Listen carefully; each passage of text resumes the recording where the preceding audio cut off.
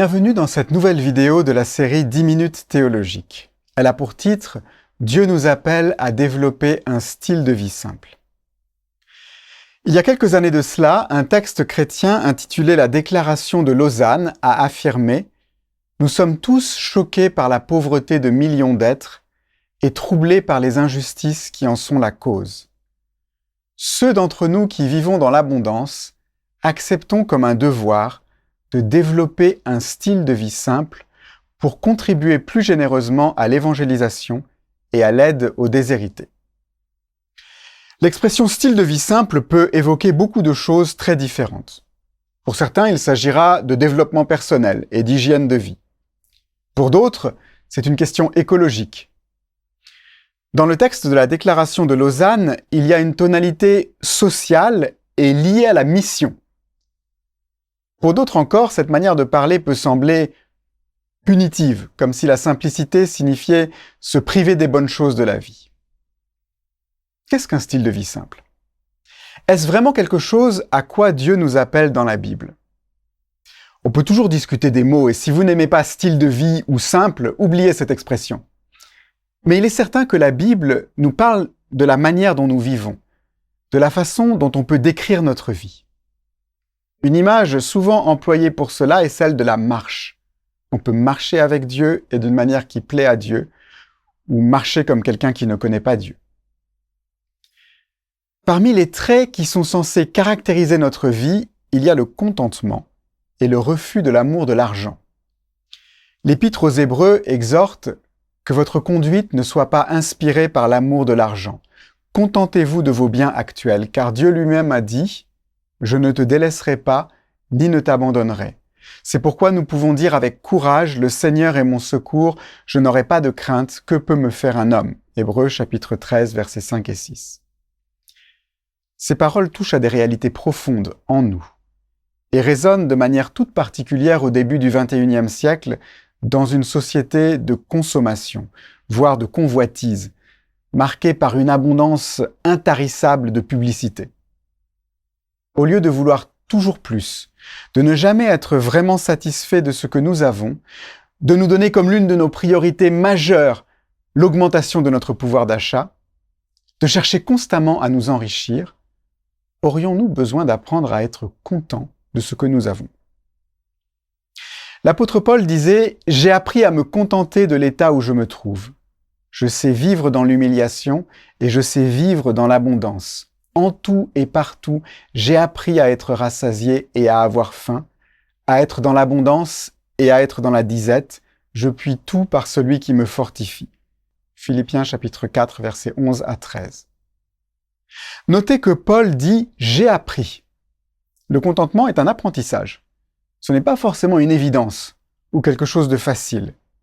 Nous ne devrions pas avoir un regard de jugement sur celles et ceux qui ont du mal à être contents de l'état où ils se trouvent, surtout si leur situation est difficile.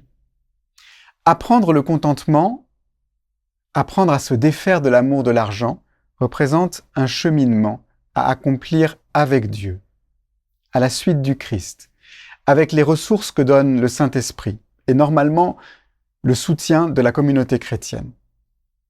Un style de vie simple, ça se développe, et ça se développe dans la foi.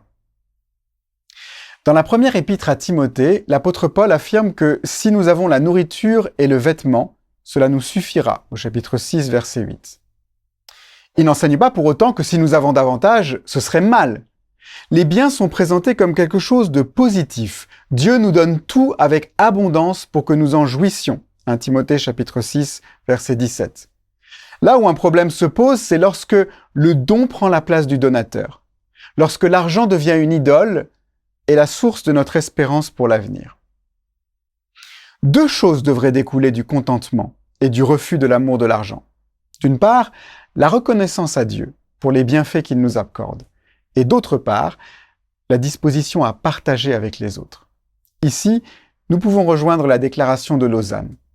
Développer un style de vie simple, pour ceux qui en ont les moyens, est lié au fait de contribuer plus généreusement à l'évangélisation et à l'aide aux déshérités. On a parfois dit qu'il était nécessaire que certains apprennent à vivre simplement pour que d'autres puissent simplement vivre. Le progrès de la mission, comme la solidarité envers le pauvre, et bien d'autres causes encore, exige de notre part, surtout si nous vivons dans une forme d'abondance, une certaine simplicité dans notre style de vie, ou une certaine simplification de notre style de vie. Qu'est-ce que cela signifie en pratique ? Il n'est pas possible de donner des listes trop précises de choses permises ou défendues pour un chrétien. L'idée n'est pas de fournir des règles qui nous permettraient d'être contents de nous-mêmes ou de juger les autres. Alors, je voudrais faire une suggestion qui tient en une expression. Faire de la place. Faire de la place à Dieu d'abord. Plus précisément, faire de la place à Dieu tel qu'il s'est fait connaître en Jésus. Redonner la place qui lui revient au Seigneur dans notre temps, dans nos priorités, peut-être dans notre budget aussi. Dans l'Évangile selon Luc, Jésus parle des inquiétudes de la vie et de la priorité à donner au royaume de Dieu. Puis il dit « Sois sans crainte, petit troupeau, car votre Père a trouvé bon de vous donner le royaume. » Luc chapitre 12, verset 32. Immédiatement après, il ajoute « Vendez ce que vous possédez et donnez-le en aumône. » Verset 33. Il y a un lien entre les deux versets. Celui qui a fait de la place à la parole du Seigneur qui dit « N'aie pas peur » devient capable de faire des choses significatives dans sa vie comme vendre ce qu'il possède et le donner en aumône. Cette expression ne doit pas toujours et dans tous les cas être comprise de manière rigidement littérale, comme si tous les chrétiens devaient vendre absolument tout ce qu'ils possèdent au bénéfice des pauvres. Mais elle nous dit quand même quelque chose de très fort. C'est que quand le Dieu très haut, qui est notre Père, celui qui prend soin de nous, et celui sur qui nous nous appuyons, quand Jésus le bon berger est celui qui nous rassure et qui trace la direction de notre vie, alors l'équilibre de notre vie en est changé. Des choses qui étaient impossibles avant deviennent possibles. Notre style de vie et notre manière de marcher changent. Et quand cela arrive, cela va dans le sens d'une simplification, d'une concentration sur l'essentiel. Nous y apprenons le contentement. Dieu est mis à la première place et le reste trouve sa place. Dieu est mis à la première place et notre prochain peut aussi en profiter. C'est en particulier de cette façon que nous pouvons contribuer d'une manière chrétienne à la vie d'un monde marqué par la pauvreté de millions d'êtres, avec souvent des injustices flagrantes à l'origine de ces situations. Alors oui, Dieu nous demande de développer un style de vie simple, pour sa gloire, et le bien du prochain et de l'ensemble de la création.